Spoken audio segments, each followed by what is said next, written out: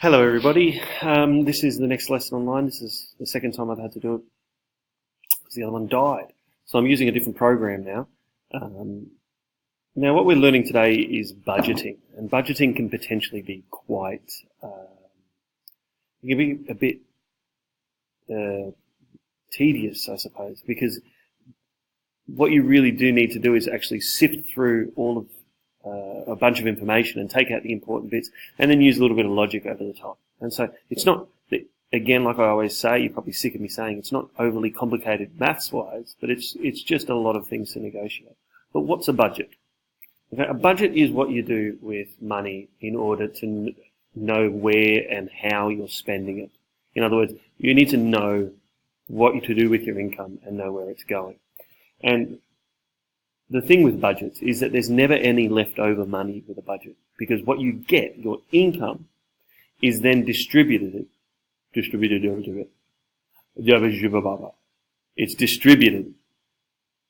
between all of your expenses, and any leftover goes into savings. Okay, and savings is basically putting money away for a rainy day.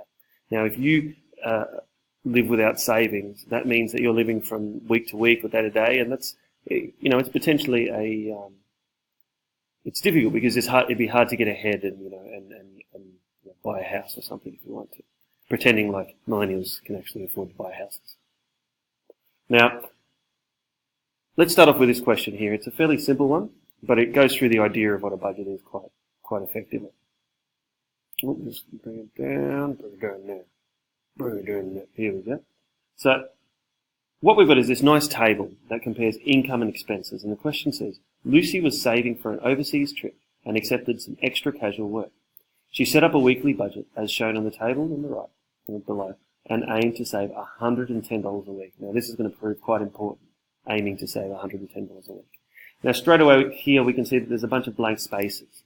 The HSC loves blank spaces for the easier questions, and almost certainly you're going to be required to fill in those blank spaces. Now, what we see is we see her wages from a normal job, and then we see a casual wage on top of that. But we also see down the bottom that there's a total wage of $884. How did we do that? Or should I say, how do we figure out what that is? Well, her casual job obviously pays the difference between $681 and $884. So in this one, we say $884 minus $681. Now we can do that in our heads, and that ends up being $203 difference. So, worded question, worded answer, she earns $203 from a casual job. Now, what should be Lucy's total expenses? Now, this is a fairly simple question, right?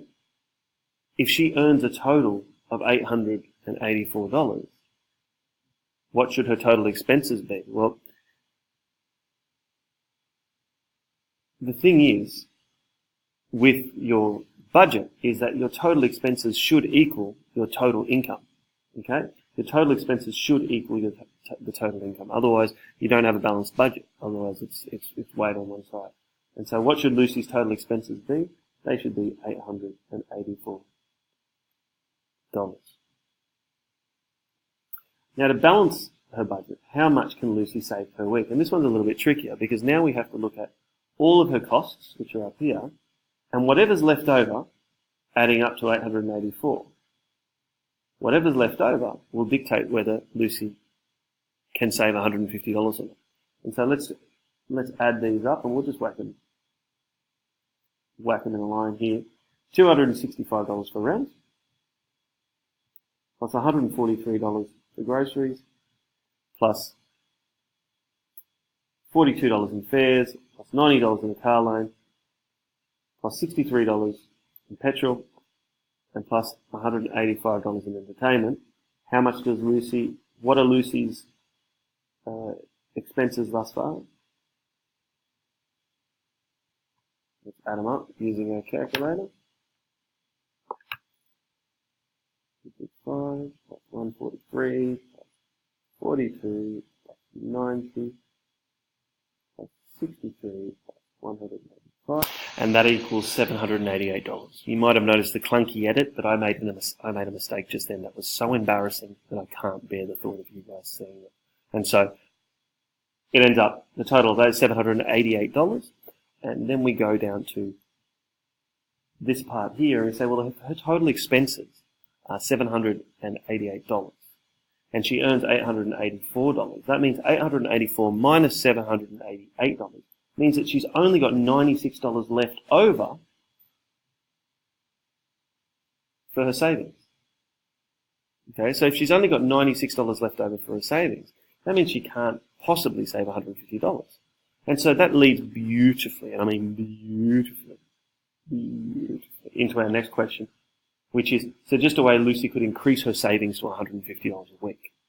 Now, if we look down at her expenses, you know, rent, groceries, fares, car loan, petrol maintenance, entertainment, some of these things are non-negotiable. In other words, some of these things are going to cost money regardless, and some of them are quite easy to, you know, save or scrimp a little bit on here. For example, rent.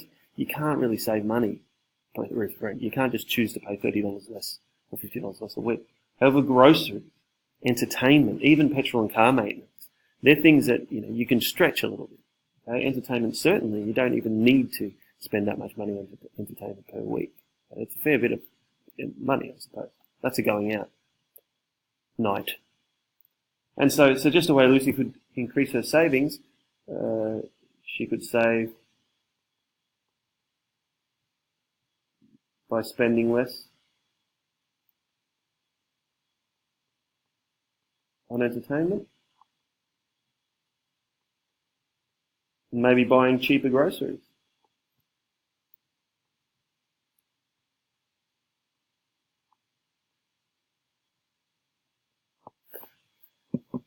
Cool. Wonderful. Hope it helps.